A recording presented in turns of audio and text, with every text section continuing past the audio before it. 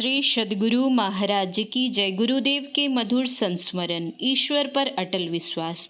साधक दो प्रकार के होते हैं। एक प्रकार के साधक स्वावलंबी होते हैं, वे अपने पसीने की कमाई से जीवन निर्वाह करते हैं। वे दूसरे का अन्न खाकर भजन ध्यान नहीं करना चाहते।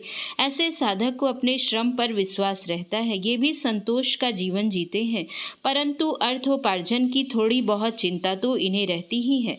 दूसरे प्रकार के साधक जीवन निर्वाह के लिए कुछ भी उद्योग नहीं करते। वे अर्थोपार्जन की चिंता से मुक्त रहते हैं। प्रारब्ध वश या ईश्वरीय इच्छा से इन्हें जो कुछ सहज रूप से मिल जाता है उसी से गुजारा करते हैं और साधन भजन में संलग्न रहते हैं। ऐसे साधक को ईश्वर पर अधिक आशा भरोसा होता है। भगवान ने भी कहा है कि जो सच्चाई के साथ मेरी भक्ति करता है उसके जीवन निर्वाह की चिंता मैं करता हूँ। उसे आवश्यक वस्तुओं की प्राप्ति कराना और प्राप्त कराई हुई वस्तु की सुरक्षा करना मेरा काम है। सचमुच जो साधक पूरी तरह ईश्वर पर आश्रित हो जाते हैं उन्हें कभी भी आवश्यक वस्तुओं की कमी नहीं होती। संसार में केवल मनुष्य ही ऐसा प्राणी है जो इस ख्याल से धन का संग्रह करता है कि भविष्य में उसे कभी अभावग्रस्त होना ना पड़ जाए। पशु पक्षी कल की चिंता नहीं करते, वे खाद्य सामग्री का संचय नहीं करते, फिर भी उन्हें जीवन निर्वाह के लिए लगभग प्रतिदिन भोजन मिल ही जाता है। ऐसा ईश्वरीय विधान के अनुसार होता है। एक साधक दूसरे का अन्न नहीं खाया करते थे। उन्होंने अपनी कमाई के कुछ रुपए बैंक में जमा कर दिए थे। उन रुपयों के ब्याज से वे जीवन निर्वाह किया करते थे। कुछ वर्ष के बाद बैंक फेल हो गया तो फिर उन्हें प्रारब्ध और ईश्वर पर ही भरोसा करना पड़ा। एक राजा की लड़की ईश्वर पर भरोसा करने वाली थी। राजा ने उसका विवाह एक युवक से कर दिया।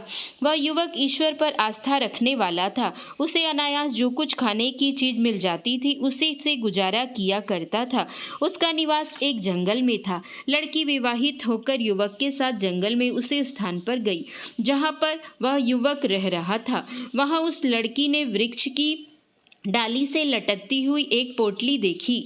उसने युवक पति से पूछा कि पोटली में क्या है। पति ने कहा कि खाने से कुछ रोटियां बची गई थीं, उन्हें ही कल के लिए बांध रखा है। लड़की ने कहा कि आपको ईश्वर पर पूरा विश्वास नहीं है, कल के लिए बचाकर मत रखिए।